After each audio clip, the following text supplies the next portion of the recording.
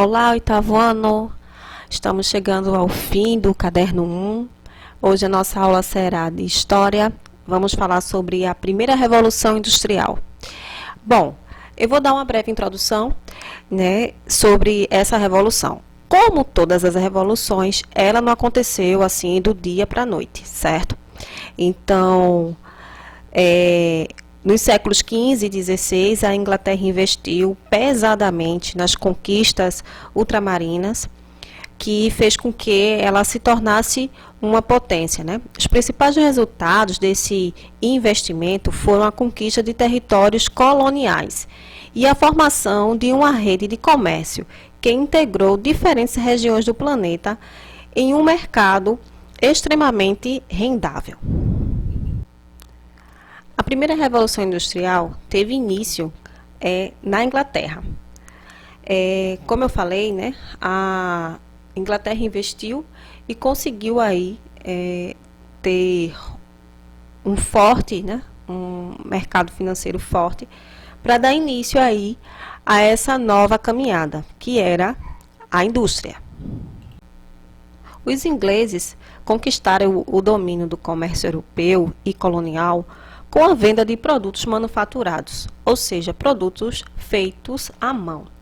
A princípio, toda a mão de obra inglesa era feita dessa maneira, sendo que, tempos depois, isso começou a mudar.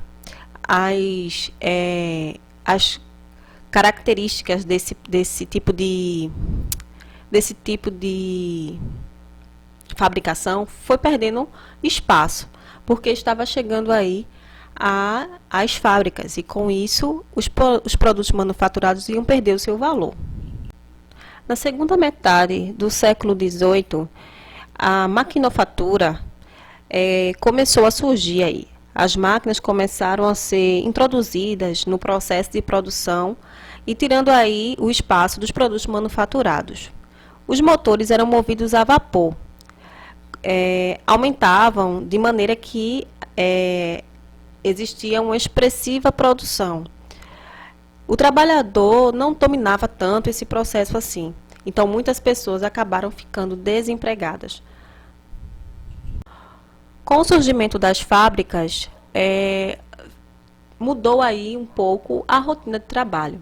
As pessoas iam produzir em série e o trabalho seria assalariado, sendo que a jornada de trabalho era uma jornada muito grande. Não existia um horário determinado. Outra coisa também é que aí a gente vai ver como era a vida dos empresários e a vida dos operários. Os operários eram conhecidos como capitalistas. São os proprietários das capitais, dos prédios, das máquinas, das próprias matérias-primas e dos bens produzidos pelo trabalho. Os operários eram conhecidos pelo cenário de proletários ou trabalhadores assalariados. Possui apenas sua força de trabalho e a vendem aos empresários para produzir mercadorias em troca de salário. Certo? Então, vejam só. O trabalhador que vende sua força de trabalho em troca de salário, tinha ali, como eu falei, uma jornada muito grande. Não existia uma organização, porque hoje, teoricamente, a gente tem, no sistema capitalista, a jornada de trabalho de 8 horas. Se você passar disso, já é considerado hora extra, certo? Sendo que naquela época isso não acontecia. A burguesia, como eram chamados os que tinham ali os meios de produção, eles utilizavam aí esse tipo de máquina. Essa é uma das, tá? Que eu estou mostrando. Mas as máquinas eram extremamente caras. Esses burgueses, eles investiram nessas máquinas e muitas vezes, se uma máquina dessa viesse a quebrar, era uma fortuna para consertar, e comprometia todo o trabalho de fabricação. Outro detalhe é que essas máquinas substituíram o trabalho humano e fez com que, como eu falei, muitas pessoas ficassem desempregadas. E a queda nos preços das mercadorias também acelerou, porque as máquinas produziam em grande velocidade e atendia uma demanda muito maior. E os preços dos produtos acabaram ficando mais baratos e mais acessíveis. E aquelas pessoas que ainda viviam de forma, digamos assim, na forma antiga, né, manufaturada, começaram a perder a sua clientela. Até porque o que era melhor para o cliente? Esperar, digamos, dias para ter uma peça pronta, né? Ou esperar meses. Porque na produção manufaturada, às vezes um produto demorava muito tempo para chegar na mão do cliente. Já na produção industrial, isso era muito rápido. Então, mais um ponto positivo no caso da produção, né? A gente tem aí a questão negativa, que foi a questão do desemprego, mas isso fazia parte do sistema novo que estava entrando na Europa, né? Na Inglaterra, sendo mais clara, que era o sistema capitalista. Então, logo logo a Inglaterra passou a ser a principal exportadora de tecidos no mundo. Então, havia uma grande aceitação desse produto nas colônias e em outras partes também do mundo, e ela era a principal fornecedora. A partir daí, muitas coisas foram acontecendo, muitas novidades. A questão dos investimentos nas fábricas, também a vida urbana era cada vez maior, a população urbana começou a aumentar, porque as pessoas saíam do campo e iam para as cidades, porque não tinha mais espaço, né, não tinha mais trabalho, na verdade, nas áreas rurais. Então, as máquinas começaram cada vez mais a se inovarem. As invenções foram criando proporções diferenciadas. Então, máquinas que faziam fios mais resistentes e tecidos mais leves. E também a invenção em outros setores, como, por exemplo, né, barcos movidos a vapor. Dentre outros também, a gente tem as locomotivas, que também foram nesse mesmo período, né, que a gente que surgiu. Então, a Revolução Industrial trouxe vantagens e desvantagens. A gente tem aí a questão do trabalho, né, que a gente vai focar um pouquinho agora aqui. Na Revolução Industrial, começou aí uma divisão de trabalho. Cada operário tinha uma tarefa específica dentro da fábrica. Mulheres, crianças, todos trabalhavam nessa fábrica, né? Cada um na sua função. Especificamente falando das crianças, elas serviam não apenas na produção, mas também se caso alguma peça de alguma máquina viesse a quebrar, a criança, por ter dedos mais finos e braços mais finos, né, ela acabava consertando muitas vezes essas peças. Foi um período em que muitas crianças ficaram decepadas e até morriam por conta desse tipo de trabalho. Como as máquinas eram movidas a vapor, então as caldeiras, onde faziam todo o movimento para que as indústrias funcionassem, né, muitas crianças acabavam caindo ou até mesmo perdendo, amputando seus membros em alguma das máquinas que existia nas fábricas. Especificamente em Londres, gente, a população chegou a triplicar por conta dessas fábricas. Era muita gente. Então, entre 1831 e 1841, a população de Londres chegou a 130 mil pessoas. Fora que as condições de trabalho não eram das melhores. Bom, o cotidiano dos operários eram jornadas bem difíceis, né? Como vocês podem ver aí, a jornada de trabalho era em torno de 14 a 18 horas diárias, com 2 pausas controladas rigorosamente. Os horários eram impostos por meio de multas e ameaças. As crianças, a partir de 6 anos, eram surradas por qualquer brincadeira, atraso ou caso errassem a forma de executar uma tarefa. As mulheres e crianças recebiam menos da metade do salário de um homem. Por isso, eram a mão de obra preferida dos patrões. Não havia nenhuma lei trabalhista. Não havia direitos sociais. Não havia seguro-desemprego, nem 13º, nem seguro-acidente. nem direito à greve, nem hora extra ou qualquer adicional. Não havia FGTS, fundo de garantia, não havia garantia alguma por tempo de serviço, entre outros. Ou seja, era bem complicada. Enquanto a gente via aí um país evoluir muito rapidamente em uma industrialização, ninguém sabia o que havia por trás de tudo isso. Os operários eles sofriam na pele toda essa evolução. A custo de muito sacrifício era que a Inglaterra estava subindo aí na vida. Diante de tudo isso, começou a surgir aí alguns problemas. A classe do proletariado começou a reagir. Um jornalista da época afirmou que os ludistas eram aqueles que comandavam a quebraria das máquinas. Né? Essa é a história de Ned Ludd, um personagem cuja a existência é controversa. Vale ressaltar que não foi um movimento de operários fabris, mas de artesãos qualificados, cujas habilidades estavam sendo substituídas pelas máquinas. Então, Ned Ludd, ele foi aí o cara que deu um movimento aí, um movimento operário, né? Aí a gente tem, a partir desse momento aí, o ludismo, que eu vou falar aqui para vocês.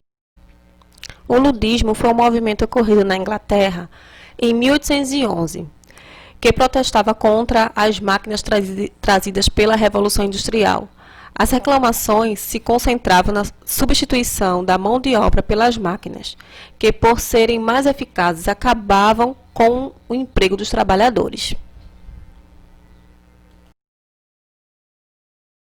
Depois do ludismo, tivemos outro movimento chamado Movimento Cartista, que foi organizado por uma associação de operários que exigia melhores condições de trabalho e o fim do voto censitário. Declara-se ainda a informação de associações denominadas que evoluíram até que a gente chegasse no formato de sindicatos, desses sindicatos que a gente conhece hoje, né, que defende cada categoria trabalhista.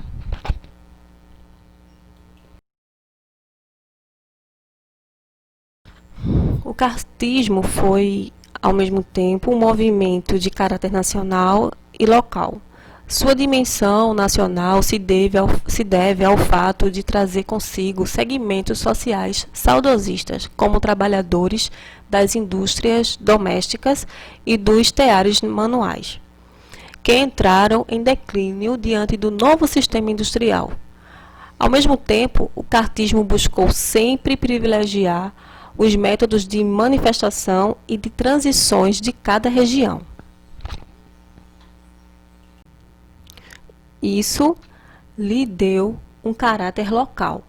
Esse movimento pode ser caracterizado predominando a mobilização em torno do parlamento, e foi por isso chamado legalista.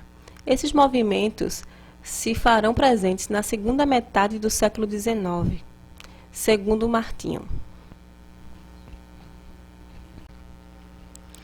A opinião do governo inglês, né? Com a presença do ludismo e do cartismo no cenário inglês, o governo não atende às exigências e dá ordens à polícia para a agressão às greves e aos tumultos. O movimento operário, entretanto, continuou crescendo e pressionando as autoridades. Os operários se uniram em prol dos seus direitos. Então, com o objetivo de ampliar, né, a sua participação política, em 1839, redigem aí a Carta do Povo, que era um documento em que exigia um voto secreto e universal e a participação dos representantes da classe trabalhadora no parlamento. O primeiro documento pedia a ajuda, né, para que olhassem para a classe trabalhadora e enxergasse a rotina de trabalho que essas pessoas tinham, que eram condições péssimas, né, de trabalho. Então, essa foi uma das tentativas para que pudessem resolver a questão do proletariado. Aí nós temos, nesse quadro aí, as leis trabalhistas que foram criadas no final do século XIX, certo? Então, como vocês podem ver aí, teve a redução da jornada de trabalho, né? Que foram aí de 10, 9 ou 8 horas de trabalho, porque, como vocês sabem, era entre 14 e 18 horas de trabalho, né? Aí também tem aí a regulamentação do trabalho da mulher e do menor, no caso, crianças, proibição do trabalho para menores de 14 anos, né? No caso aí, essa criança que antes era com 6 anos, né? Essa criança agora só vai trabalhar com 14 anos, mesmo sendo menor de idade ainda. Mas aí teve essa alteração.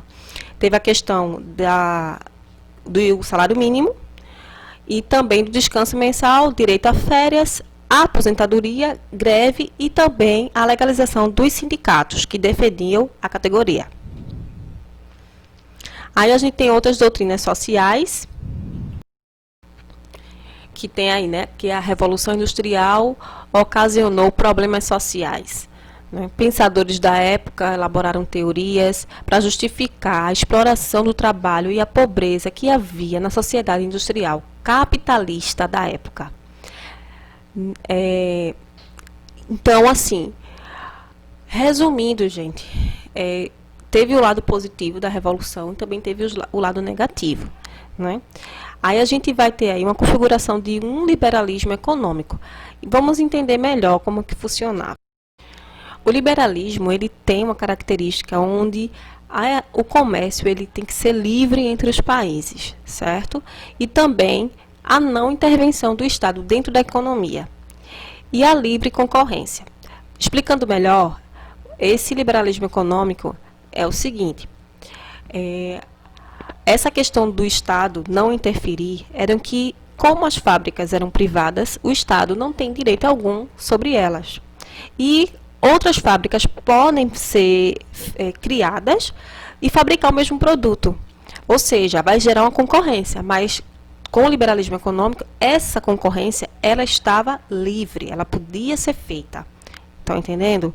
Então, assim, as empresas, as fábricas eram privadas, com livre produção, podiam produzir e também comercializar entre países, não tinha problema algum.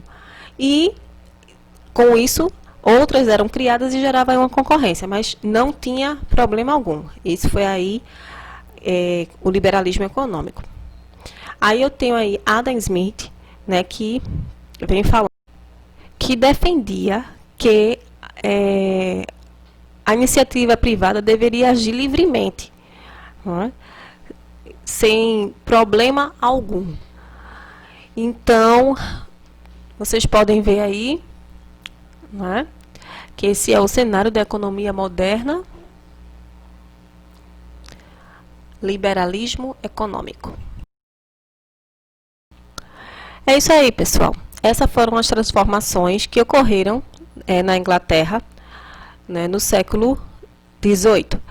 Aí, antes, a gente tinha aí uma produção artesanal, manufaturada, né? A produção artesanal, ela se desenvolveu no século XV, né? E os produtos feitos à mão, né?